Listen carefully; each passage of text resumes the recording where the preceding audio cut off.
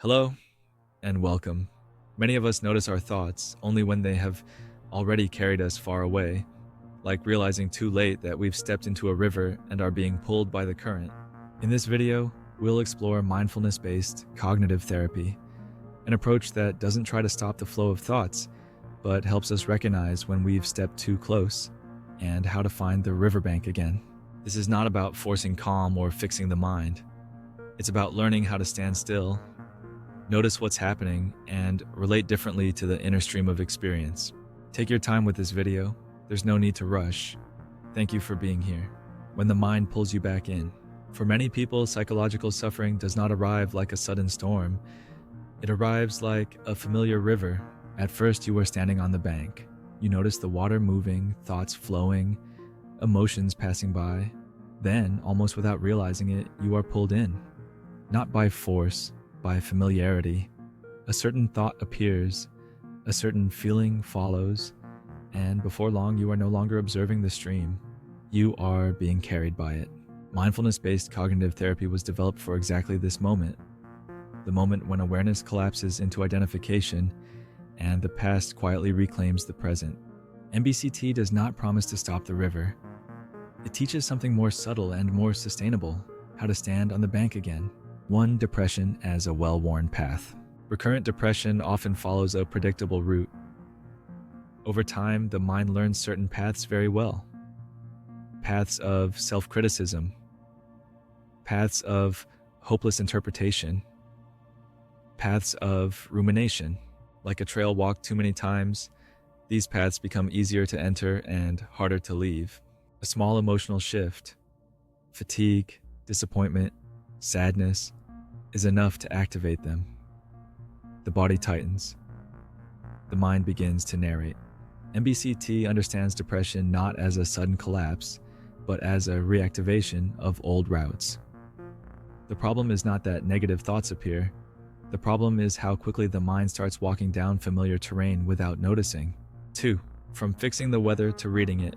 Traditional approaches often try to change the weather. If clouds appear, replace them. If rain falls, block it.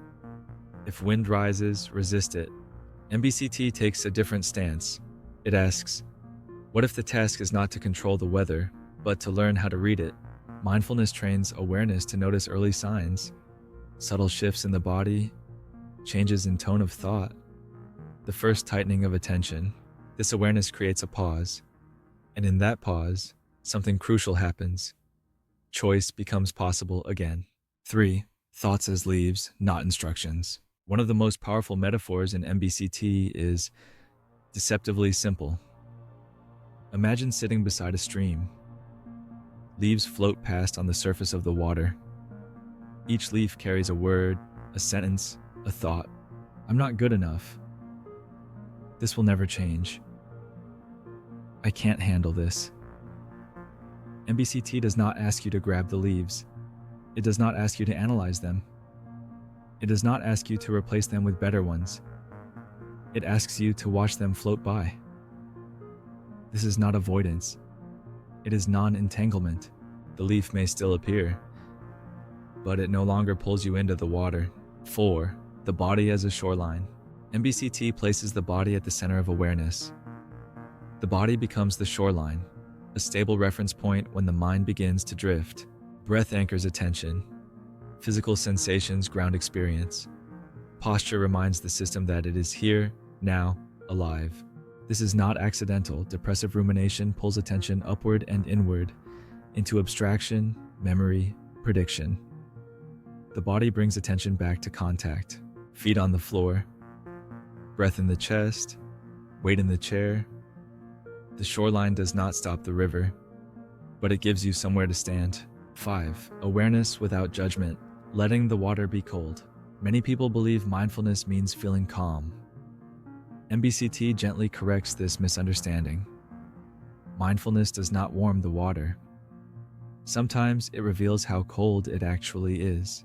Participants learn to notice discomfort without immediately reacting to it, to feel sadness without labeling it as failure, to experience heaviness without turning it into a story. This is often uncomfortable, but it is also freeing. because much suffering comes not from pain itself, but from the belief that pain should not be there. MBCT teaches that feeling cold does not mean something is wrong.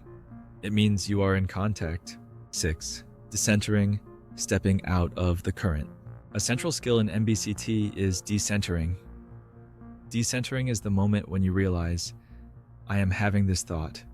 I am not this thought. It is like stepping onto the riverbank and watching yourself float past. The water still moves. The thoughts still arise, but they are no longer your location. This shift does not require insight into childhood or belief systems. It requires repetition. Again and again, attention is gently brought back. Again and again, identification loosens. Not dramatically. Gradually. 7. Why MBCT is especially gentle and especially demanding. MBCT is often described as gentle, and it is in its attitude, but it is also demanding.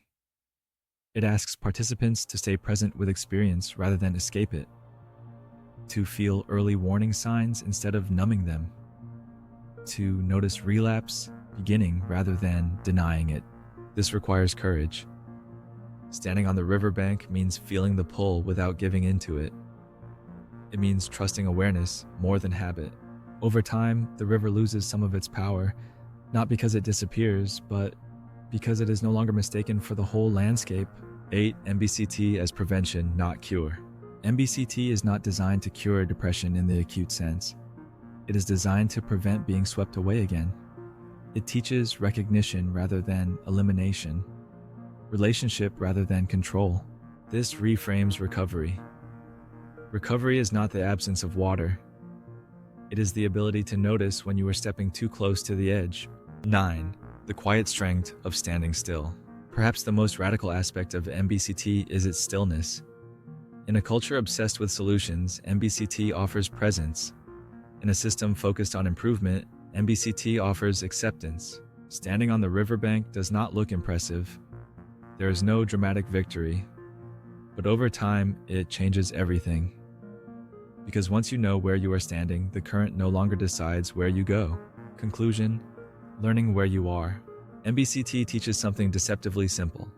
You cannot control the river, but you can learn where you are standing. When awareness returns, the mind does not have to be silenced. The water does not have to be calm. It only has to be seen. And in that seeing, the pull of old paths slowly loosens.